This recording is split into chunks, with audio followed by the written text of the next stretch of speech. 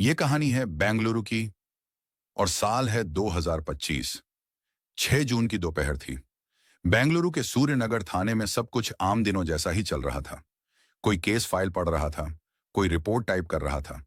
तभी थाने का दरवाजा तेजी से खुला और अंदर दाखिल हुआ एक शख्स। उसके कपड़े खून से लथपथ थे, हाथ में एक पोटली थी। बिना कुछ कहे वो सीधे इंस्पेक्टर की टेबल तक गया और वो पोटली मेज पर पटक दी। जैसे ही पोटली खुली, पूरे थाने की रूह कांप गई। उसमें एक औरत का कटा हुआ सिर था। थोड़ी देर तक सब जैसे जम से गए। किसी के मुंह से आवाज तक नहीं निकली, लेकिन इंस्पेक्टर ने खुद को संभाला और तुरंत बाकी पुलिस वालों को सतर्क कर दिया।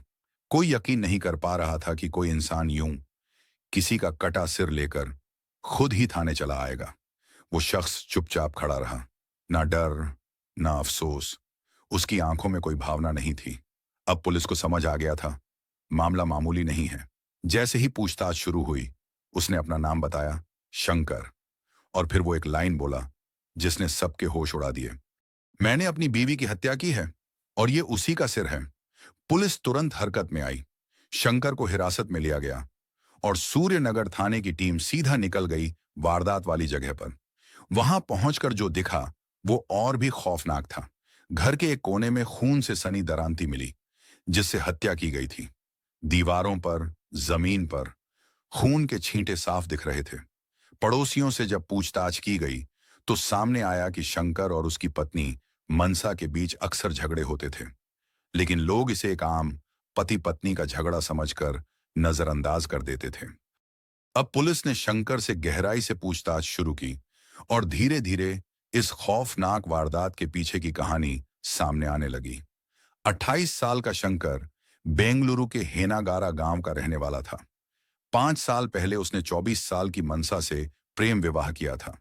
दोनों हिलाली के चंदापुरा गांव में एक किराए के मकान में रहते थे। उनकी 4 साल की एक प्यारी सी बेटी भी थी। दोनों नौकरी करते थे और मिलकर अपना घर चलाते थे। लेकिन बीते कुछ महीनों से शंकर के दिल में शक की दीमक लग चुकी थी। उसे लगने लगा था कि उसकी पत्नी मनसा शायद किसी और मर्द के साथ रिश्ता रखती है, और इसी शक ने उसे उस मोड़ तक ला खड़ा किया जहां इंसान इंसान नहीं रह जाता। एक दिन की बात है। शंकर ऑफिस से लौट रहा था। स्कूटी खराब हो गई थी तो मजबूरी में बस पकड़नी पड़ी। बस में भीड़ थी, थकावट पहले से थी। जैसे तैसे एक सीट मिली और वो बैठ गया। तभी पीछे बैठी दो औरतों की बातचीत उसके कानों में पड़ी। वो किसी ऐसी औरत की बात कर रही थीं जो अपने पति को धोखा दे रही है और दिन में किसी अजनबी मर्द के साथ देखी जाती है। शंकर का दिल धड़कने लगा। बातों में आया, उस औरत की एक छोटी बच्ची है। पति पत्नी सुबह काम पर निकल जाते हैं और दिन में वो मर्द आता है। उनके लहजे से साफ था उन्हें उस भाई पर शक है जो बार बार उस औरत के घर आता है। जैसे जैसे बात आगे बढ़ी, शंकर के दिमाग में मानो आग लग गई। उसने सोचना शुरू किया, कहीं ये औरतें उसी की बीवी मनसा की तो बात नहीं कर रही। नई किराएदार, छोटी बच्ची, सुबह काम पर जाना और दिन में मर्द का आना, हर बात उसकी जिंदगी से मिलती थी। अब उसे यकीन होने लगा था उसकी बीवी ही उसे धोखा दे रही है। और बस वहीं से शुरू हुआ एक ऐसा अंत जिसकी कोई कल्पना भी नहीं कर सकता। शायद उन औरतों ने शंकर को देखा नहीं था या फिर पहचान नहीं पाई, लेकिन जो कुछ भी उन्होंने कहा उसने शंकर के अंदर का तूफान और तेज कर दिया। अब शक एक बार फिर से आग बनकर उसके दिल दिमाग में धधक उठा था। किसी मर्द का उसकी गैर मौजूदगी में उसके घर आना और आस पड़ोस में उसकी बातें होना, ये सब उसे अंदर तक तोड़ चुका था। थोड़ी ही देर में बस से उतरने का स्टॉप आ गया। रास्ते में उसी की स्कूटी भी ठीक हो चुकी थी जो सुबह वह मैकेनिक को देकर गया था। वो सीधा स्कूटी उठाकर घर की तरफ निकल गया। घर पहुंचते पहुंचते काफी देर हो चुकी थी। जैसे ही कमरे में दाखिल हुआ, मनसा पहले से ही गुस्से में बैठी मिली। उसने कुछ पूछने तक का मौका नहीं दिया। दूध खत्म हो गया है, चीनी नहीं है, सब्जी लाने को कितनी बार कहा था। छोटी छोटी बातों पर शुरू हुआ झगड़ा कब तेज बहस में बदल गया, पता ही नहीं चला। रोजमर्रा की शिकायतें अब इल्जाम बन चुकी थीं और दोनों के बीच तू तू मैं शुरू हो गई। बहस बढ़ती गई और आखिर में मनसा ने साफ कहा, मैं मायके जा रही हूं। कुछ दिन के लिए। शंकर चुप रहा। उसके चेहरे से साफ झलक रहा था कि अंदर ही अंदर वो टूट चुका है। शाम को जो कुछ भी बना था, शंकर चुपचाप खाकर अपने कोने में बिछी चटाई पर लेट गया। शरीर थका था, मगर नींद जैसे आंखों से रूठ गई थी। सिर्फ एक ही बात दिमाग में घूम रही थी, जब मैं घर पर नहीं होता तब कौन आता है मनसा से मिलने। अब शक मन से निकलकर जुबान पर आने लगा था। हर दिन के साथ बहसें बढ़ने लगी। शंकर को चैन नहीं था। वह अब सच्चाई जानना चाहता था, हर हाल में। और फिर उसने एक फैसला लिया। एक रात उसने झूठ बोल दिया कि उसे नाइट शिफ्ट करनी है और वो देर रात तक घर नहीं लौटेगा। लेकिन असलियत में वह उसी रात, आधी रात को चुपचाप घर लौट आया। तारीख थी 3 जून। जैसे ही दरवाजा खोला, जो मंजर देखा, उसने शंकर की दुनिया हिला दी। मनसा कमरे में किसी मर्द के साथ थी। अब शक यकीन बन चुका था। शंकर सन्न रह गया। मनसा ने वही पुराना जवाब दिया, ये मेरा दूर का रिश्तेदार है, भाई है, कोई गलत बात नहीं है। लेकिन अब शंकर उस पर यकीन करने को तैयार नहीं था। अगले ही दिन मनसा गुस्से में अपना सामान उठाकर मायके चली गई। शंकर को लगा शायद अब मामला खत्म हो गया। लेकिन 6 जून को, 2 दिन बाद, मनसा वापस लौट आई, अपनी बेटी के साथ। शाम को जब शंकर ड्यूटी से घर आया और दरवाजा खोला, तो मनसा को देखकर हैरान रह गया। उसे लगा शायद अब वो पछता रही होगी। मनसा ने इस बार अपनी बेटी का हवाला दिया, बच्ची के लिए ही सही, हमें साथ रहना चाहिए। मैंने कुछ गलत नहीं किया। ये लो, बेटी की कसम खाकर कहती हूं। बस यही बात शंकर को पूरी तरह से तोड़ गई। अब बेटी की कसम भी झूठ में इस्तेमाल हो रही थी। शंकर गुस्से में पागल हो चुका था। उसने कुछ नहीं सोचा, ना समझा। सीधा घर के कोने से दरांती उठाई। मनसा थोड़ा घबरा गई, लेकिन फिर खुद को संभाल कर शंकर के सामने खड़ी हो गई। उसे यकीन था कि शंकर उस पर हाथ नहीं उठाएगा, पर अब शंकर खुद नहीं था। उसके अंदर का शक, गुस्सा, अपमान और टूटन एक साथ फट पड़ा।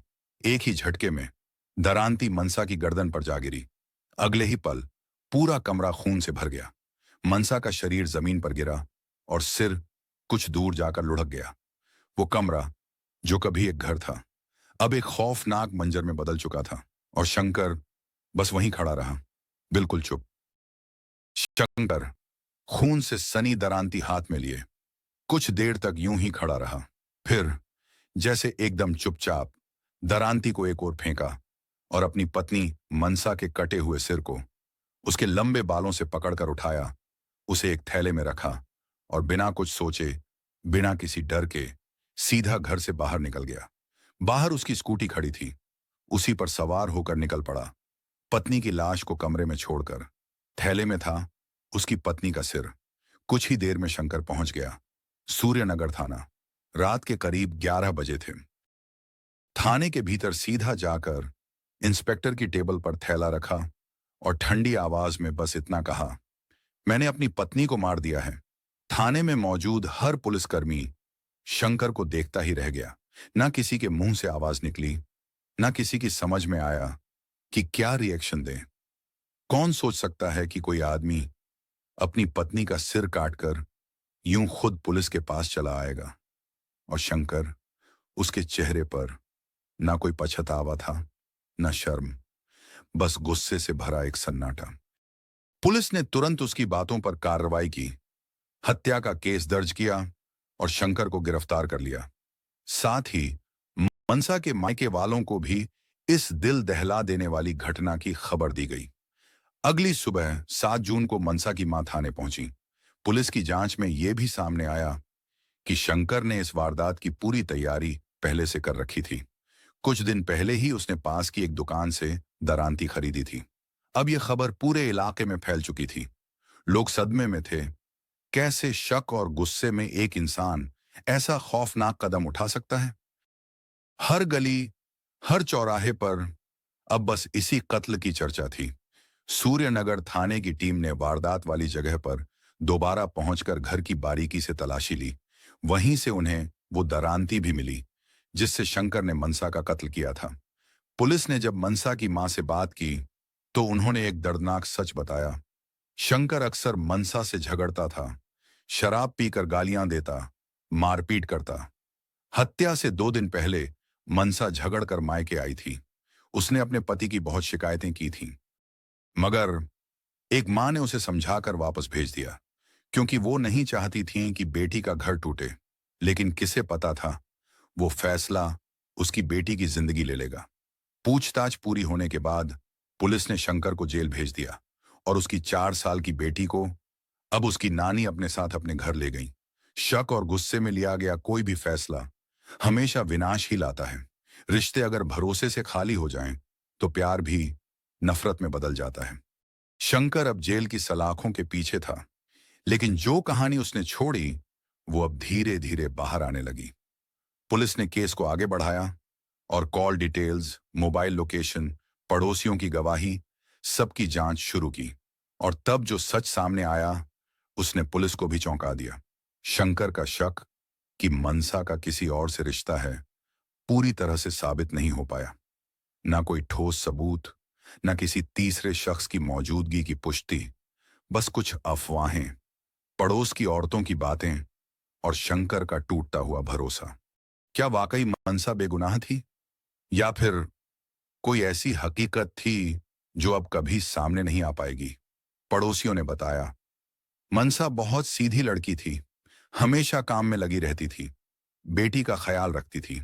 लेकिन शंकर के मन में शक इतना गहरा बैठ चुका था कि वो किसी सफाई को सुनने के लिए तैयार ही नहीं था। शंकर के जेल जाने के बाद पुलिस ने उसका मेंटल इवैल्यूएशन भी करवाया। रिपोर्ट में सामने आया कि बीते कुछ महीनों से वो सीवियर स्ट्रेस, डिसऑर्डर और पैरानोया से जूझ रहा था। मतलब, वो अपनी पत्नी पर शक करना छोड़ ही नहीं पा रहा था। वो जो देख रहा था और जो सच्चाई थी, दोनों में फर्क करना भूल गया था। और यही फर्क एक मासूम बच्ची को अनाथ बना गया।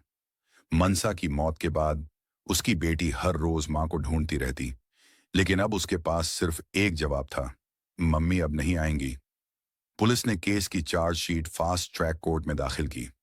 शंकर पर आईपीसी की धारा 302 हत्या, 201 सबूत मिटाने की कोशिश और 506 धमकी के तहत केस चला। ट्रायल शुरू हुआ। शंकर ने अदालत में भी अपना जुर्म कबूल किया, लेकिन साथ में कहा, मैंने अपनी बीवी को उस आदमी के साथ देखा था, मैं धोखा बर्दाश्त नहीं कर सका। कोर्ट ने जब गवाहों, सबूतों और कॉल रिकॉर्ड्स की पूरी जांच की, तो पाया कि शंकर का सिर्फ शक था। मनसा के खिलाफ कोई ठोस प्रमाण नहीं मिला। फैसले के दिन कोर्ट में सन्नाटा था। जज ने कहा, कभी कभी इंसान जिस डर से भागता है, उसी डर को सच मानकर ऐसा कदम उठा लेता है जिससे न सिर्फ एक जिंदगी जाती है, बल्कि पूरा परिवार उजड़ जाता है। शंकर को आजीवन कारावास की सजा सुनाई गई। वो अब सलाखों के पीछे है और उसकी बेटी मनसा की मां के साथ एक नई जिंदगी जीने की कोशिश कर रही है। लेकिन जो जख्म उसने देखे हैं, वो शायद उम्र भर ना भर सके। शक अगर प्यार से बड़ा हो जाए, तो रिश्ते नहीं, इंसान तक खत्म हो जाते हैं। हर रिश्ता भरोसे पर टिका होता है, और जब भरोसा मर जाए, तो इंसान भी हैवान बन जाता है। तो दोस्तों, ये थी आज की सच्ची कहानी। एक शक जो प्यार को मार गया और एक मासूम बच्ची से उसकी मां छीन गया। अगर आपको ये कहानी कुछ सोचने पर मजबूर कर गई हो, तो इस वीडियो को लाइक करें, शेयर करें और हमारे चैनल क्राइम स्टोरीज को जरूर सब्सक्राइब करें, क्योंकि हम लाते हैं आपके लिए हर सच्ची वारदात की परतें, वो भी बिल्कुल बेपर्दा। फिर मिलेंगे एक नई सच्ची कहानी के साथ। तब तक याद रखिए, हर रिश्ता भरोसे से चलता है, और जब भरोसा टूटे, तो सिर्फ दिल नहीं, जिंदगियां भी टूट जाती हैं।